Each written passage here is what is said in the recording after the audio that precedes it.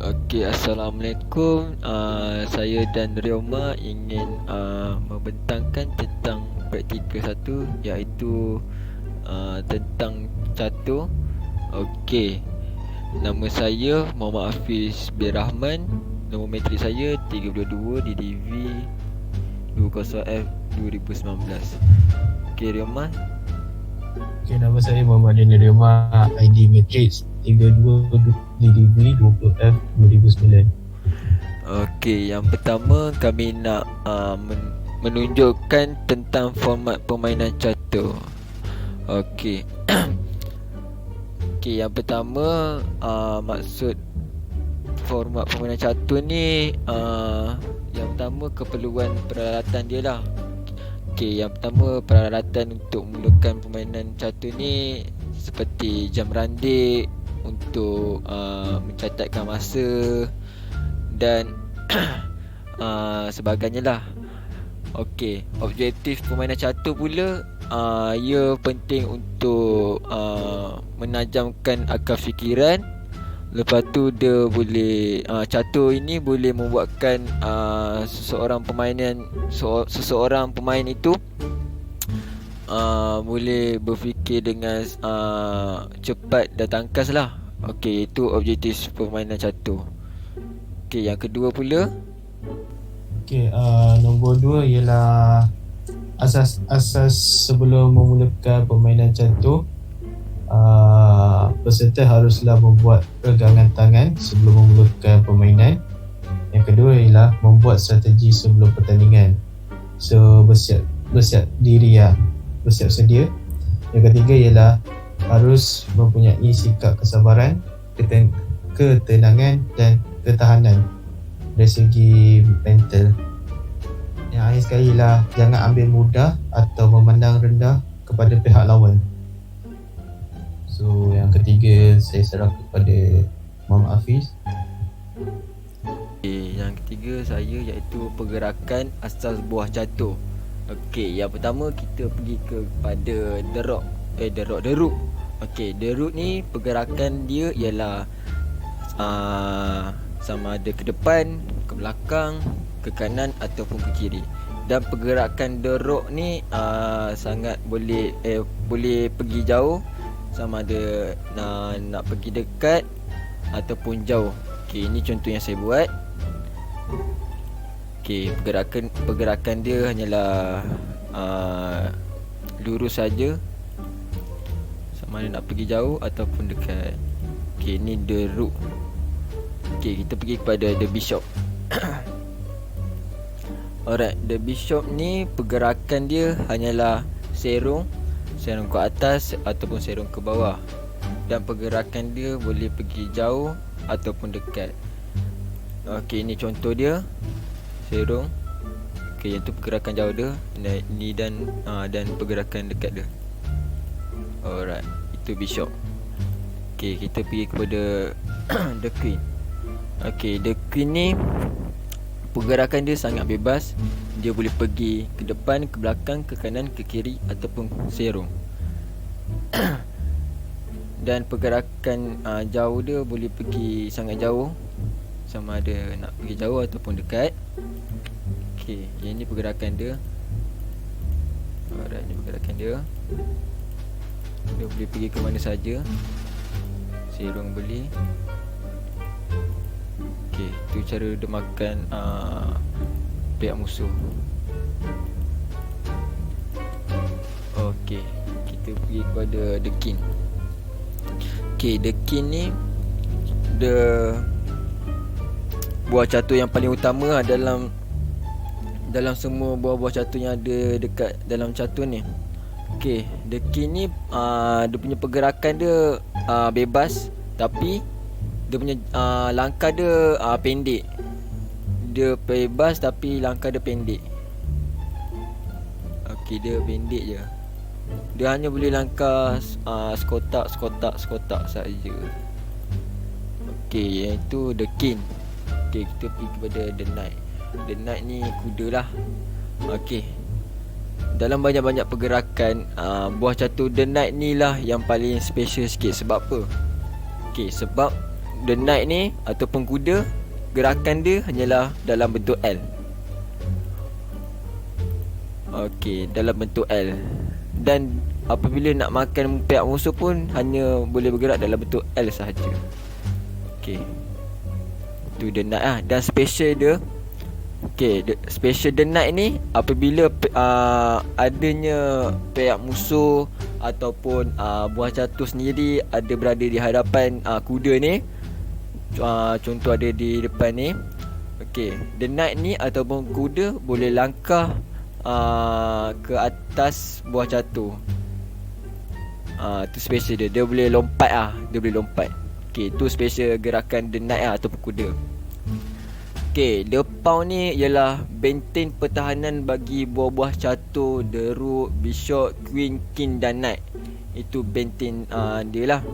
Tapi gerakan the pawn ni, gerakan dia apabila permulaan dia hanya mampu boleh bergerak sekali je, iaitu 2 langkah. Okey, 2 langkah tu hanya sekali saja dalam permulaan untuk buah catur the pawn yang pertama lah. Okey, dan apabila the pawn ni makan, dia hanya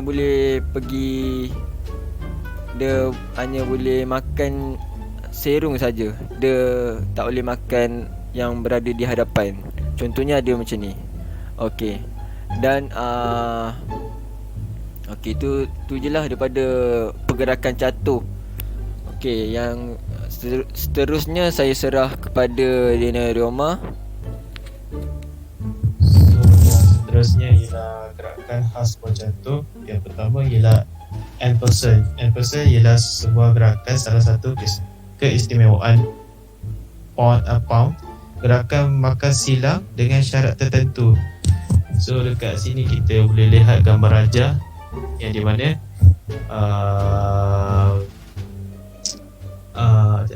ini adalah gerakan pertama, kedua dan ketiga.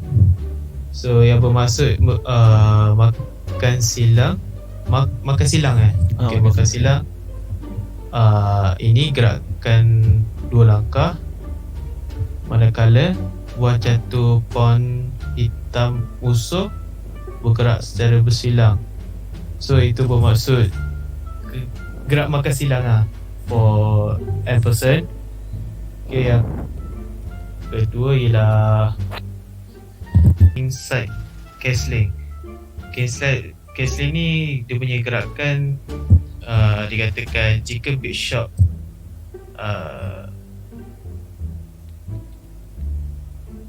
jika bishop dan horse tiada, maka castle dengan king akan bertukar tempat. Seperti gambar raja inilah,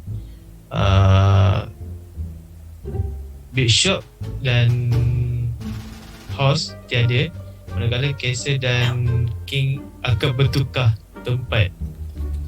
Ya, seperti king di 1E dan castle di 1H. Dan buah catur ini akan bertukar apabila king akan berada di 1G dan castle akan berada di 1F. Begitu ya pergerakan pertukaran dia. Itu untuk kingside castling So manakala pawn formation ialah jika pawn bergerak hingga ke sebaris kotak 8 pihak lawan, kita dapat peluang untuk memilih buah catur apa saja yang disukai. Seperti kita boleh memilih antara queen, castle, bishop dengan horse. Mana-mana jika pawn berada di kotak 8 pihak lawan, kita boleh memilih lah antara keempat-empat buah catur.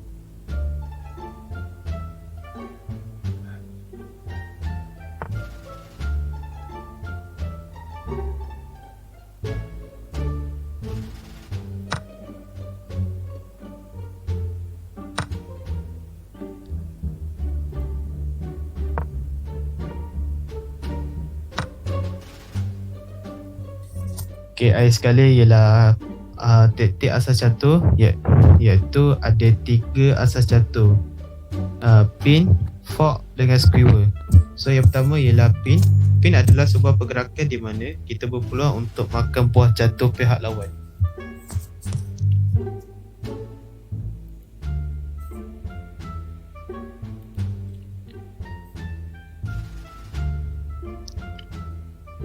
Okey, yang kedua ialah fork.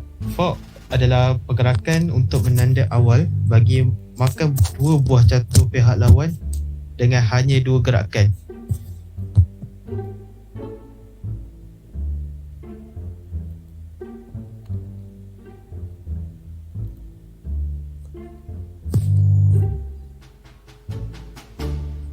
So yang akhir sekali ialah skewer, berpeluang untuk makan buah catur pihak lawan atau buah catur dimakan oleh pihak lawan. Senang kata, ini adalah gerakan 50-50.